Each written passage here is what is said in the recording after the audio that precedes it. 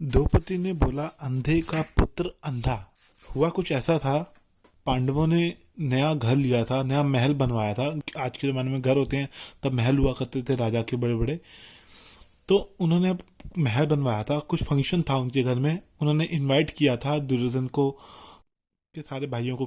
कौरव 100 भाई थे और पांडव 5 थे। तो पांडवों ने इनवाइट किया था दुर्योधन को कि आप हमारे यहाँ आइए, हमारे यहाँ पूजा है, हमारे यहाँ इनोग्रेशन है, तो आप आइए। तो उस इनविटेशन में वो सब आए थे। उस फंक्शन में उन्होंने पार्टिसिपेट किया था, उसमें दुर्योधन भी आए थे, उसके बाकी भाई भी आए थे। तो हुआ ये था कि फंक्शन अटेंड करने के बाद दुर्योधन जो है महल को देख रहे थे कि महल कैसा बना हुआ है।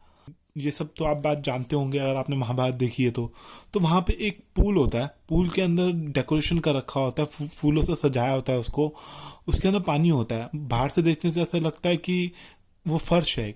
तो दुर्योधन गलती से उस पूल में गिर जाते हैं। छोटा सा पूल होता है, उसके अंदर गिर जाते हैं, वहाँ पानी होता है। वो द्रौपदी देख लेती है और द्रौपदी हंसते हुए मुस्कुराते हुए उनका एक किस्म का मजाक उड़ाना नहीं चाहती थी वो, लेकिन हंसते हुए बोलती है कि अंधे का पुत्र अंधा। बस इतना बोलने के बाद सारा मामला बिगड़ जाता है। दुर्योधन भड़क जाते हैं। दुर्योधन अंदर ही अंदर खुंदक खाए बैठे होते हैं, क्योंकि उनको लगता है कि उनका बहुत बड़ा अपमान हो गया। अब वो रिवेंज लेना चाहते हैं द्रौपदी से। एक मैं वीडियो और बनाऊंगा, उसमें मैं बताऊंगा कि दुर्योधन क्या जिम्मेदार थे महाभारत का जो युद्ध हुआ। कहा जाता है कि दुर्योधन ही रिस्पॉन्सिबल है महाभारत के युद्ध के लिए। पर्सनली मुझे ऐसा लगता है नहीं, दुर्योधन पूरी तरीके से रिस्पॉन्सिबल नहीं है। इसके पीछे और लोग भी थे जो युद्ध करना चाहते थे। दुर्योधन के साथ 100 भाई थे उसके, उनमें से कुछ भाई ऐसे थे जो युद्ध करना चाहते थे, और दुर्योधन को वो उसके सारे भाई, कुछ भाई जो है सपोर्ट कर रहे थे। और दूसरा ये था, शकुनी मामा थे, वो उनको उल्टी सीधी बातें सिखाया करते थे। बचपन से ही वो उल्टी सीधी बातें उसको सिखाते आ रहे थे, क्योंकि उनके पिता धृतराष्ट्र और उनकी माता गांधारी माता तो ने आंखों पर पट्टी बांध ली थी, और धृतराष्ट्र जो थे, दुर्योधन के जो पिता थे, वो तो अंधे थे, तो वो देख नहीं पाते थे। तो जो भी सलाह, एजुकेशन कहिए, जो उनके मामा श्री शकुनी मामा ने दी, उसको लेके ही दुर्योधन आगे हुए, बड़े हुए। बचपन से जैसी हमें, जिस संगत में हम रहेंगे, जो हम सीखेंगे, जो हमें सिखाया जाएगा, जो हमारे बड़े बुजुर्ग जो हमें एजुकेशन देंगे, वही तो हम ऑब्जर्व करेंगे, एक्शन हमारे वैसे ही तो होंगे। कहने का मतलब मेरा ये है कि जो छोटा बच्चा होता है उसको जैसी शिक्षा दी जाती है, वो उसी मार्ग पे ही आगे बढ़ने लग जाता है। तो दुर्योधन पूरी तरीके से रिस्पॉन्सिबल नहीं है महाभारत के युद्ध के लिए। कुछ हद तक मैं कहता हूँ कि महाभारत का युद्ध दुर्योधन की वजह से ही हुआ था, कि महाभारत के युद्ध के अंदर और भी काफ़ी सारे राजाओं ने पार्टिसिपेट किया था। तो कुछ और राजा भी थे जो पांडवों से नफरत करते थे, उनसे युद्ध लड़ना चाहते थे। तो और राजा जो कौरव के साथ युद्ध लड़ रहे थे, बहुत बड़ी सेना थी। मेरे हिसाब से कहा जाता है कि 1-1.5 करोड़ तक सैनिक और लोग थे, मतलब टोटल मिला के सोल्जर्स थे। 1.5 करोड़ तक योद्धा थे। आर्मी में जो पीपल थे, आर्मी में जो लोग थे, वो 1 करोड़ 1.5 करोड़ के पास थे। पांडवों की सेना छोटी थी और कौरवों की सेना बड़ी थी, फिर भी युद्ध जो है, युद्ध में पांडव जीते। तो यहाँ मैं कहना क्या चाहता हूँ, द्रौपदी ने बोला अंधे का पुत्र अंधा, उससे जो है सारी मामला बिगड़ गया। दुर्योधन जो है नाराज हो गए, नाराज होकर महल छोड़ के चले गए, और वो रिवेंज लेना चाहते थे द्रौपदी से। उसके बाद द्वित क्रीड़ा का आयोजन रचा गया, उसके अंदर द्रौपदी को मतलब काफ़ी गलत हुआ उसके साथ, का वस्त्र हरण करने की कोशिश की गई। तो श्री कृष्ण भगवान जी ने उसमें उसको बचा लिया। तो मैं यह कहना ये चाहता हूँ कि दुर्योधन पूरी तरीके से रिस्पॉन्सिबल नहीं है। महाभारत का जो युद्ध हुआ, पूरी तरीके से जिम्मेदार हम उसको नहीं ठहराते। हम ये भी देखते हैं कि उसके साथ और भी लोग थे। दुर्योधन के कुछ भाई बहुत अच्छे थे, जो कि पांडवों के साथ सॉफ्ट कॉर्नर रखते थे। वो कहते थे, मानते थे कि पांडवों के साथ गलत हुआ है। दुर्योधन जो है थोड़े नीच हैं, और भी उसके भाई हैं जो नीच हैं, जो दुर्योधन का के साथ हाँ में हाँ मिलाते हैं और उसके बुरे काम में उसका साथ देते हैं। देखिए, जब महाभारत का युद्ध हुआ, कहते हैं 11-7 का अनुवाद था। मतलब अगर कुछ ऐसा कहा जाता है कि कौरवों की सेना काफ़ी बड़ी थी और पांडवों की सेना काफ़ी छोटी थी। टू कंपेयर उसके 11 और 7 का अनुवाद था।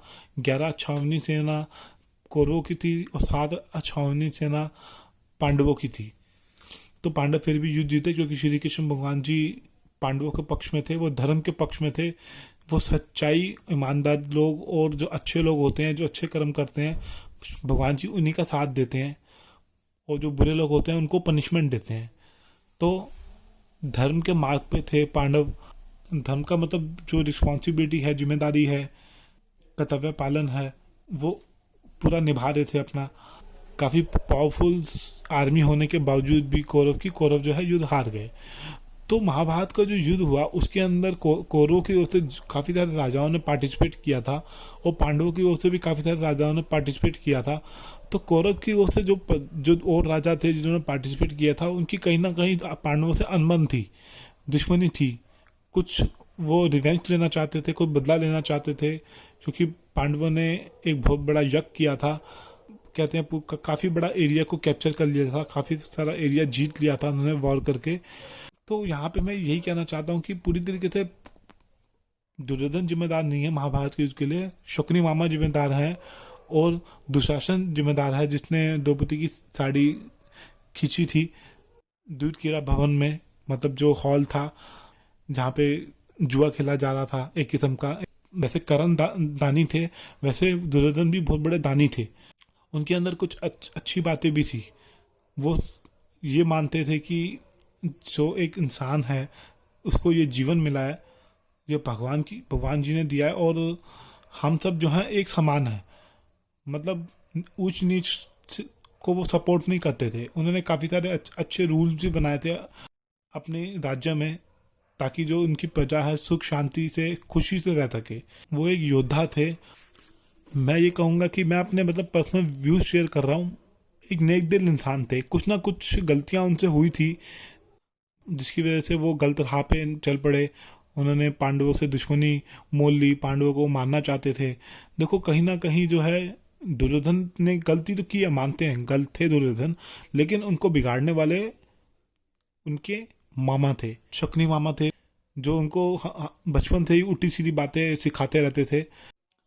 और कहीं ना कहीं उनके जो पिता थे वो भी थोड़ा साथ देते थे।